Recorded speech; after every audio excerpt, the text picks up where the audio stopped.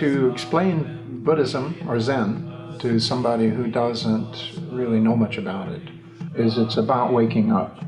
That we were all asleep last night, we all woke up this morning, we know the difference, right? Buddhism says we're still asleep and we can wake up and we will know the difference. One of the biggest things about Buddhism and Zen in general is living in the moment, and regardless of where you think you might be or what you might need to do, the only place you can ever take any kind of action or step towards that goal or towards wherever you're going is right here in this moment.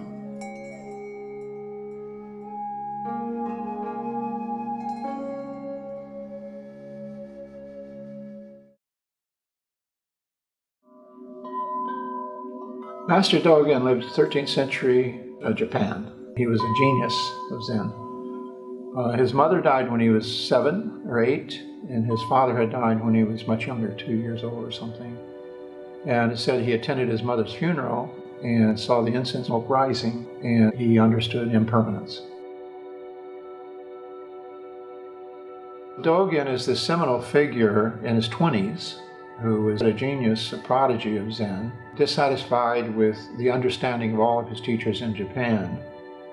He and one of his teachers traveled to China, and he brought back what he thought was the true practice, the true teaching.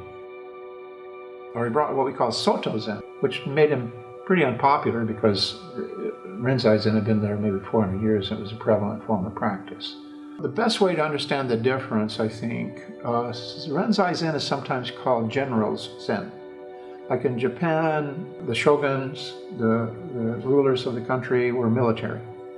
They were always under threat of assassination. Rinzai was appealing to them because it's very sudden, very driven, very military. Soto Zen is often called farmers Zen, like the villagers. It is very down to earth. And Soto Zen in particular is very for everyone.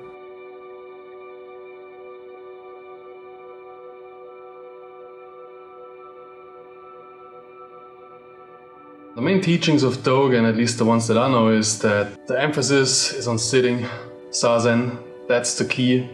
You can forget about burning incense, repentance, chanting sutras. If you boil it down, the core is the meditation itself. So studying the means to attain something, like reading the books and reading this, with the idea that a gaining idea that we're going to get something out of it, is already mistaken. Again, we're just returning to something that already is. We're returning to the truth that already is. We try to stay very much on a physical level. We sit still for long periods of time.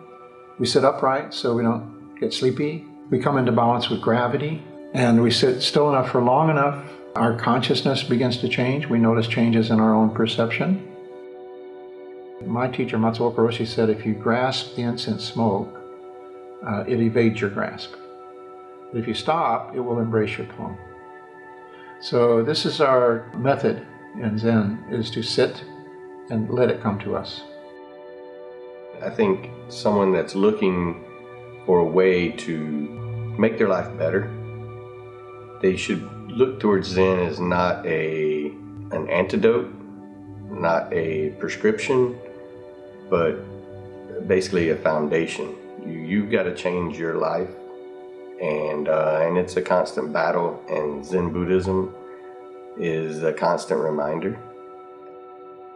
To study the Buddhist way is to study the self.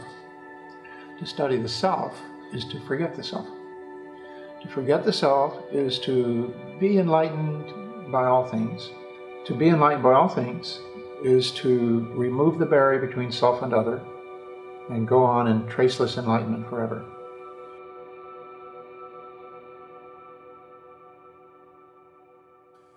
Heart of Great Perfect Wisdom Sutra.